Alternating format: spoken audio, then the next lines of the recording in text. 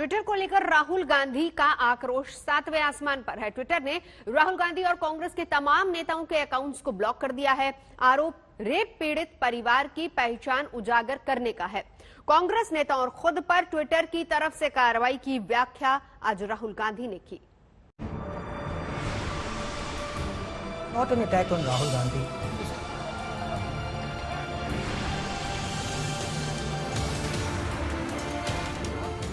आज राहुल गांधी ने करीब 1 मिनट 25 सेकंड का वीडियो जारी किया। वीडियो संदेश के जरिए एक साथ 3 अहम सवाल पूछे।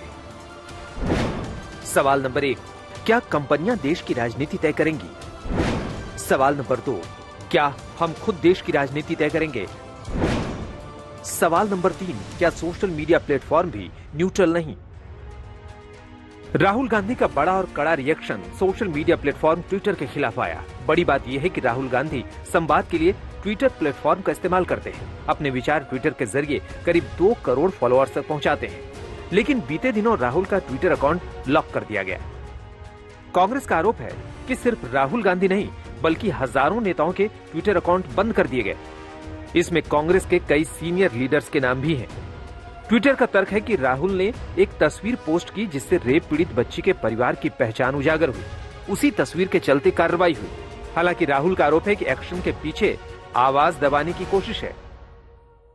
A company is making its business to define our politics. And as a politician, I don't like that. This is an attack on the democratic structure of the country. This is not an attack on Rahul Gandhi. This is not, simply shutting Rahul Gandhi down. I have 19, 20 million followers. You're denying them the right to an opinion. That's what you're doing. So this is not only patently unfair, they're breaching the idea that Twitter is a neutral platform. Our democracy is under attack.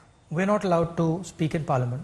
The media is controlled. It's obvious now that Twitter is actually not a neutral, objective platform. It is a biased platform, and it's something that listens to what the government of the day says. Rahul ने जो बड़ी बात कही उसे समझिए। Number 1, Twitter ने मेरे लगभग 2 करोड़ फॉलोअर्स का हक छीना।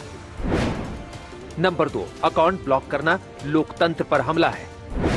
नंबर 3, एक कंपनी राजनीतिक प्रक्रिया में दखल दे रही है। नंबर 4, ट्विटर भेदभाव करने वाला प्लेटफॉर्म बना।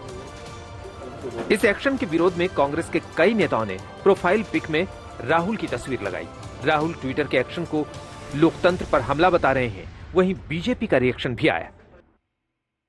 जब ट्विटर ने हमारी पार्टी के कुछ नेताओं के अकाउंट को मिसलीडिंग या मैनिपुलेटेड मीडिया कह के टैग किया, जब कांग्रेस का टूल किट सामने आया था, तब यही कांग्रेस पार्टी ट्विटर के साथ खड़ी थी। अब देश के कानून के अनुसार अगर कोई कार्रवाई होती है तो आप ट्विटर और सरकार पर बयानबाजी कर रहे हैं। जैसा आरोप आज कांग्रेस लगा रही है, वैसा ही आरोप बीजेपी द्वारा अपनी पार्टी के नेताओं पर ट्विटर के एक्शन के बाद लगाए गए थे। ट्विटर के एक्शन को लेकर सत्ता पक्ष हो या विपक्ष, दोनों के अपने अपने दावे हैं। Our democracy is under attack. We're not allowed to speak in parliament. The media is controlled. It's obvious now that Twitter is actually not a neutral, objective platform. It is a biased platform, and it's something that listens to what the government of the day says. As Indians, we have to ask the question, are we going to allow companies, just because they are beholden to the government of India, to define our politics for us? Is that what this is going to come to? Rahul Gandhi ji statement दिया है, and he has told that all session murder of democracy. उन्होंने क्या क्या किया, उन party ने क्या किया, लोकसभा में, राज्यसभा में कैसे उनका व्यवहार था, ये सब देश देख रही है। I demand, if they have little sense of responsibility and democracy, they should apologize to the country. अभी राहुल गांधी के ट्विटर पर एक्शन हुआ, लेकिन अब राष्ट्रीय बाल अधिकार संरक्षण आयोग ने फेसबुक को चिट्ठी लिखकर राहुल के इंस्टाग्राम पोस्ट के बारे में कार्रवाई करने का निर्देश दिया है।